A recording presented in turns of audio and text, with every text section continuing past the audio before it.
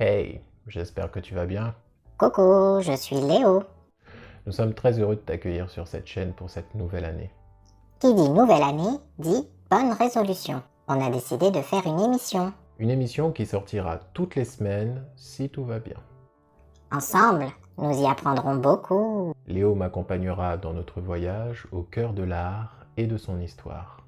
Quand Mathéo m'a demandé de venir l'aider, j'ai accepté avec joie. Si tu te poses la question, je suis un fantôme numérique. Je suis composé de plein d'informations qui circulent sur la toile. Au début, je croyais que c'était un bug de mon téléphone, mais bon, finalement, on s'entend bien. On lance le générique? Ok, c'est parti.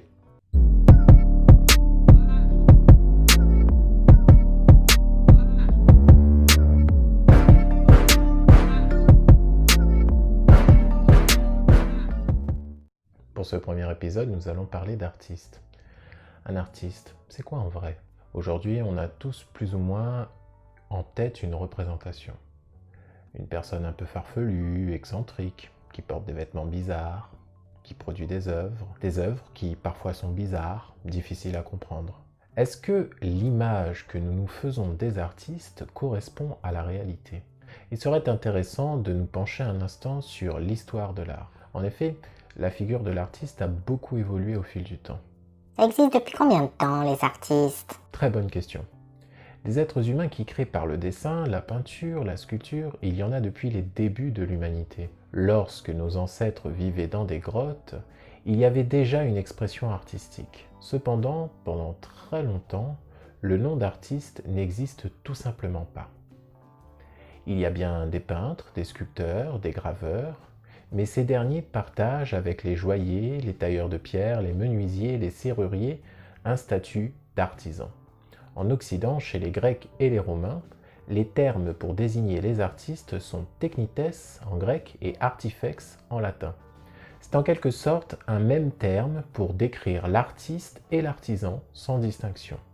Ça change à partir de quand? Dans l'histoire, il y a deux grands moments majeurs qui révolutionnent le statut de l'artiste. D'abord, la Renaissance. Pour comprendre en quoi la Renaissance est un moment de basculement qui va changer profondément la vie de l'artiste, nous devons d'abord comprendre une chose. Jusqu'à la Renaissance, en Occident, il y a d'un côté les arts manuels, que l'on appelle aussi les arts mécaniques, où l'on peut trouver la peinture comme la menuiserie, et de l'autre côté se trouvent les arts libéraux, ou artes liberales, dignes des hommes libres. Il y en a 7. La grammaire, la dialectique, la rhétorique, l'arithmétique, la géométrie, l'astronomie, la musique. Les arts libéraux sont pour les hommes libres, qui occupent un certain rang dans la société, tandis que les arts manuels sont pour des gens de plus basses conditions. Les artistes artisans travaillent dans des ateliers à plusieurs. En général, ils peignent ou sculptent pour des personnes puissantes, nobles, seigneurs, religieux. Et leurs œuvres sont anonymes. De plus, l'artiste artisan apprend d'un maître un savoir-faire technique traditionnel qui laisse peu de place à la création individuelle. Et ils gagnent bien leur vie? Pas vraiment. Les maîtres qui possèdent un atelier dans lequel toute une équipe travaille pour eux, certainement. Mais le simple artiste artisan ne gagne pas sa vie correctement. Il n'est pas bien différent des autres pauvres de l'époque. D'ailleurs, cette condition très modeste des artistes perdure jusqu'au Moyen-Âge. Rudolf et Margot Wittkower écrivent dans leur livre Psychologie et comportement des artistes de l'Antiquité à la Révolution française. Au Moyen-Âge, les peintres avaient, à la cour de France, un rang à peine plus élevé que les serviteurs et les marmitons. Mais à la Renaissance, tout change. L'artiste affirme de plus en plus son indépendance et cherche à quitter le statut d'artisan pour revendiquer une place particulière dans la société. Plusieurs facteurs expliquent cette mutation. D'abord, la redécouverte des textes anciens, grecs et latins, qui produit un petit séisme dans la société italienne. C'est la naissance de l'humanisme. Dans le monde intellectuel et culturel de l'époque, on cherche à atteindre un idéal, l'homme universel. L'homme le plus accompli est un savant qui lit des textes anciens.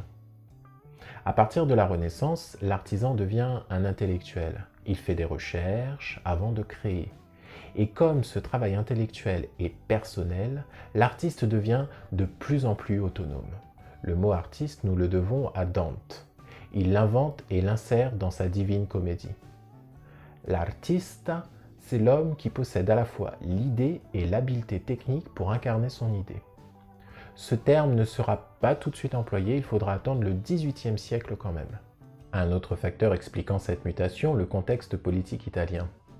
Des familles princières revendiquent le pouvoir dans diverses régions et s'appuient sur le travail des artistes pour asseoir leur légitimité qui est sans cesse remise en question. La famille la plus connue, les Médicis.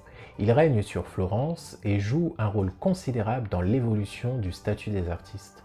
Sous leur protection, des artistes vont accéder à de meilleures conditions sociales et d'exercice de leur métier. De nombreux artistes vont graver à jamais leur nom dans l'histoire et façonner d'une certaine manière l'image que l'on va se faire de la profession. Je ne les citerai pas tous, mais tu peux penser à Léonard de Vinci, Raphaël, Michel-Ange, dont l'influence est énorme sur l'ensemble des artistes de leur époque. Ce sont un peu les people de l'époque. On pourrait dire ça comme ça. Dans les siècles qui suivent, l'art devient académique. On l'enseigne dans des écoles créées à cet effet. On classifie les œuvres selon des critères précis. Certaines, comme les natures mortes, sont en bas de l'échelle, tandis que la peinture historique est en haut. Pourquoi? Pour faire une nature morte, l'artiste ne va pas mobiliser les mêmes efforts intellectuels que pour parler d'une bataille qui a eu lieu dans l'Antiquité. Certains sujets demandent de l'érudition. Plus un artiste est savant, plus son travail a de la valeur. Le deuxième grand moment qui change à jamais le statut de l'artiste a lieu entre la fin du XIXe siècle et le début du XXe siècle. On a vu tout à l'heure que l'art est devenu académique. On classifie les œuvres de manière hiérarchique. On n'est pas rentré dans les détails non plus, hein? On pourra le faire si tu veux dans une autre vidéo, mais je ne veux pas assommer notre ami qui nous écoute encore. En gros, l'art semble installé dans une forme de tradition rigide, et par vagues successives, des artistes viennent bouleverser cet ordre en proposant des œuvres qui bousculent les spectateurs. Il y a plusieurs courants qui se côtoient ou se succèdent. Le primitivisme, le fauvisme, le futurisme, Dada, le surréalisme et bien d'autres encore. Il faudra qu'on étudie tout ça. On va essayer dans de prochaines vidéos. Ce que l'on peut retenir aujourd'hui, c'est que pendant cette période, l'artiste sort de son atelier pour peindre le monde. Il se concentre tantôt sur la couleur, tantôt sur le mouvement. Parfois, il cherche à capter différents moments de la journée. Tous ces mouvements sont des recherches, des expériences. Ça bouleverse complètement le statut de l'artiste parce que d'un coup, il n'est plus cet ancien artisan devenu savant, il est un chercheur qui interroge la société, le monde, mais aussi l'art en lui-même. Et aujourd'hui alors? Aujourd'hui en France, un artiste est un genre de chef d'entreprise. En général, il est à la tête d'une micro-entreprise dans la catégorie BNC. Il paye des impôts, des charges sociales, et s'il est débrouillard et qu'il a un bon réseau d'amis, il peut même obtenir des subventions de l'État. Il faudra que l'on parle de la création contemporaine et sans tabou. Mais ce que j'aimerais qu'on retienne aujourd'hui, c'est que l'artiste tel que nous le connaissons n'est pas qu'un simple excentrique. Il traîne derrière lui toute une histoire qu'il est vital d'étudier pour comprendre ce qu'est être artiste. Et finalement, comprendre l'art. L'artiste d'aujourd'hui doit étudier cette histoire de l'art pour comprendre qui il est. Tout artiste est un héritier. Et je crois que c'est presque un devoir d'honorer les artistes du passé en étudiant leur travail et leur histoire. Et c'est ce que nous allons faire ici, si tout va bien. Si tu es motivé pour embarquer dans cette aventure, n'hésite pas à nous rejoindre en t'abonnant. Mathéo ne peut pas se nourrir de likes, mais moi si. J'aime bien au petit-déj. Alors n'hésite pas. Et bien évidemment, l'information, il faut la partager le plus possible avec les autres. Apprendre tous ensemble, c'est ce qui nous permettra de changer le monde. À bientôt. À bientôt.